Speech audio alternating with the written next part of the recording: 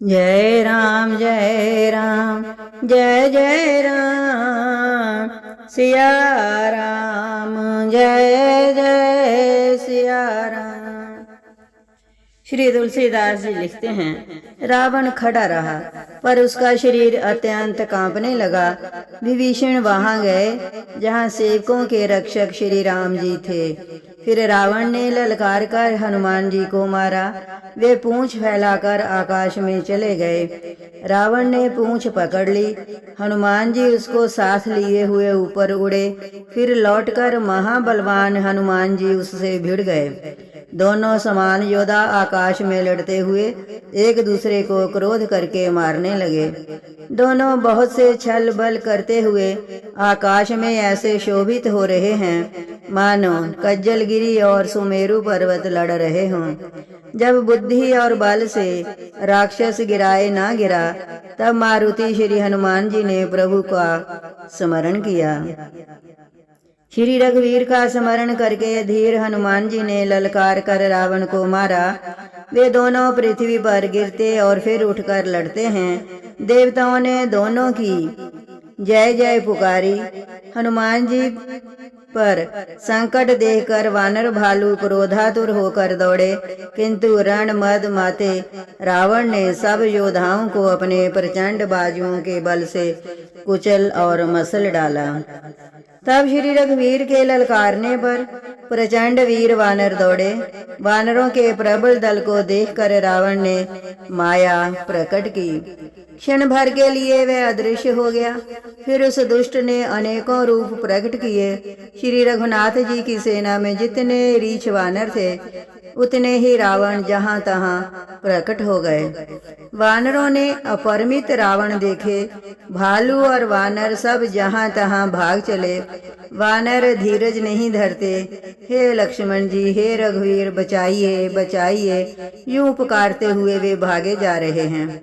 दसों दिशाओं में करोड़ों रावण दौड़ते हैं और घोर कठोर भयानक गर्जन कर रहे हैं। सब देवता डर गए और ऐसा कहते हुए भाग चले कि हे भाई, अब जय की आशा छोड़ दो।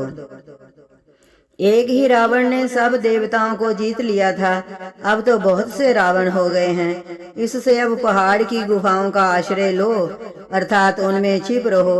वहां ब्रह्मा, शंभु और ज्ञानी मुनि ही डटे रहे, जिन्होंने प्रभु की कुछ महिमा जानी थी। जो प्रभु का प्रताप जानते थे, वे निर्भय डटे रहे। वानरों ने शत्रुओं को सच्चा ही मान लिया।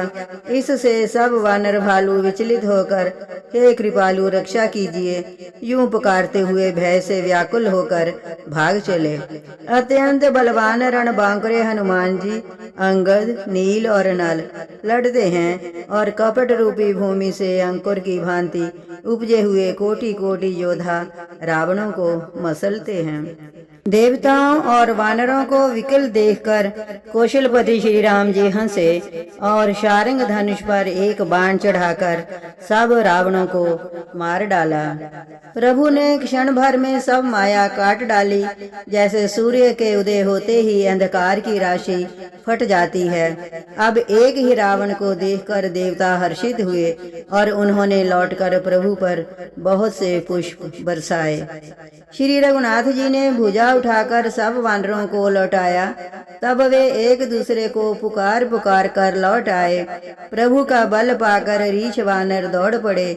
जल्दी से कूद कर वे रणभूमि में आ गए। देवताओं को श्री राम जी की स्तुति करते देखकर रावण ने सोचा, मैं इनकी समझ में एक हो गया, परंतु इन्हें पता नहीं कि इनके लिए मैं एक ही बहुत हूँ, और कहा, अरे मूर्खो, तुम तो सदा के ही मेरे मरैल हो। ऐसा कहकर वह क्रोध करके आकाश पर देवताओं की ओर दौड़ा। देवता हाहाकार करते हुए भागे। रावण ने कहा, दुष्टो, मेरे आगे से कहाँ जा सकोगे। देवताओं को व्याकुल देखकर अंगद दौड़े और उछलकर रावण का पैर पकड़कर उन्होंने उसको पृथ्वी पर गिरा दिया। उसे पकड़कर पृथ्वी पर गिराकर लात मारकर बाली पुत्र अंगद प्रभु के पास चले गए। रावण संभल कर उठा और बड़े भयंकर कठोर शब्द से गरजने लगा।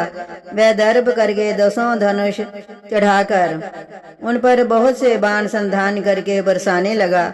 उसने सब योद्धाओं को घायल और भय से व्याकुल कर दिया और अपना बल देखकर वह हर्षित होने लगा। तब श्री रघुनाथ जी ने रावण के सिर, भुजाएं, बाण और धनुष काट डाले, पर वे फिर बहुत बढ़ गए, जैसे तीर्थ में किए हुए पाप बढ़ जाते हैं। शत्रु के सिर और भुजाओं की बढ़ती देखकर ऋष वानरों को बहुत ही क्रोध हुआ। ये मूर्ख भुजाओं के और सिरों के काटने पर भी नहीं मरता। ऐसा कहते हुए भालू और वानर योद्धा क्रोध करके दौड़े। बालीपुत्र अंगद, मारुति हनुमान जी, नल, नील, वानर राज सुग्रीव और द्विविद और आदि बलवान उस पर वृक्ष और पर्वतों का प्रहार करते हैं। वे उन्हीं पर्वतों और वृक्षों को पकड़कर वानरों को मारता है। कोई एक वानर नखों से शत्रु के शरीर को फाड़कर भाग जाते हैं, तो कोई उसे लातों से मारकर। तब नल और नील रावण के सिरों पर चढ़ गए और नखों से उसके ललाट को फाड़ने लगे। खून देखकर उसे हृदय में बड़ा दुख हुआ। उसने उनको पकड़ने के लिए हाथ फैलाए, पर वे पकड़ में नहीं आते। हाथों के ऊपर ऊपर ही फिरते हैं, मानो 2 भौरे कमलों के वन में विचरण कर रहे हों। तब उसने क्रोध करके उछलकर दोनों को पकड़ लिया। पृथ्वी पर पटकते समय वे उसकी भुजाओं को मरोड़कर भाग छूटे। उसने क्रोध करके हाथों में 200 धनुष लिए और वानरों को बाणों से मारकर घायल कर दिया। हनुमान जी आदि सब वानरों को मूर्छित करके और संध्या का समय पाकर रावण हर्षित हुआ। समस्त वानर वीरों को मूर्छित देखकर रणधीर जांबान दौड़े। जांबान के साथ जो भालू थे वे पर्वत और वृक्ष धारण किए रावण को ललकार ललकार कर मारने लगे। बलवान रावण क्रोधित हुआ और पैर पकड़ पकड़ कर वह अनेकों योद्धाओं को पृथ्वी पर पटकने लगा। जांबान ने अपने दल का विध्वंस देखकर क्रोध करके रावण की छाती में लात मारी। छाती में लात का प्रचंड आघात लगते ही रावण व्याकुल होकर रथ से पृथ्वी पर गिर पड़ा। उसने 20 हाथों में भालुओं को पकड़ रखा था। ऐसा जान पड़ता था मानो रात्रि के समय भौरे कमलों में बसे हुए हों। उसे मूर्छित देखकर फिर लात मारकर ऋक्षराज जांबान प्रभु के पास चले गए। रात्रि जानकर सारथी रावण को रथ में डालकर उसे होश में लाने का उपाय करने लगा। मूर्छा दूर होने पर सब ऋष वानर प्रभु के पास आए। उधर सब राक्षसों ने बहुत ही भयभीत होकर रावण को घेर लिया। उसी रात त्रिष्टा ने सीता जी के पास जाकर उन्हें सब कथा सुनाई। शत्रु के सिर और भुजाओं की बढ़ती का संवाद सुनकर सीता जी के हृदय में बड़ा भय हुआ। उनका मुख उदास हो गया, मन में चिंता उत्पन्न हो गई। तब सीता जी त्रिष्टा जी से बोली, हे माता, बताती क्यों नहीं क्या होगा? संपूर्ण विश्व को दुख देने वाला ये किस प्रकार मरेगा? श्री रघुनाथ जी के बाणों से सिर कटने पर भी नहीं मरता। विधाता सारे चरित्र विपरीत ही कर रहा है। सच बात तो ये है कि मेरा दुर्भाग्य ही उसे जिला रहा है जिसने मुझे भगवान के चरण कमलों से अलग कर दिया है।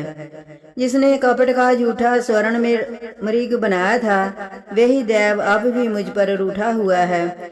जिस विधाता ने मुझसे दुस्सह दुख सहन कराए और लक्ष्मण को कड़वे वचन कहलाए, जो श्री रघुनाथ जी के विरह रूपी बड़े विशाले बाणों से तक तक कर मुझे बहुत बार मार कर अब भी मार रहा है, और ऐसे दुख में भी जो मेरे प्राणों को रख रहा है, वही विधाता उस रावण को जिला रहा है, दूसरा कोई नहीं। कृपा निधान श्री राम जी की याद कर करके जानकी जी बहुत प्रकार से विलाप कर रही हैं। त्रिष्टा ने कहा, हे राजकुमारी सुनो, देवताओं का शत्रु रावण हृदय में बाण लगते ही मर जाएगा, परंतु प्रभु उसके हृदय में बाण इसलिए नहीं मारते कि उसके हृदय में आप बसती हैं।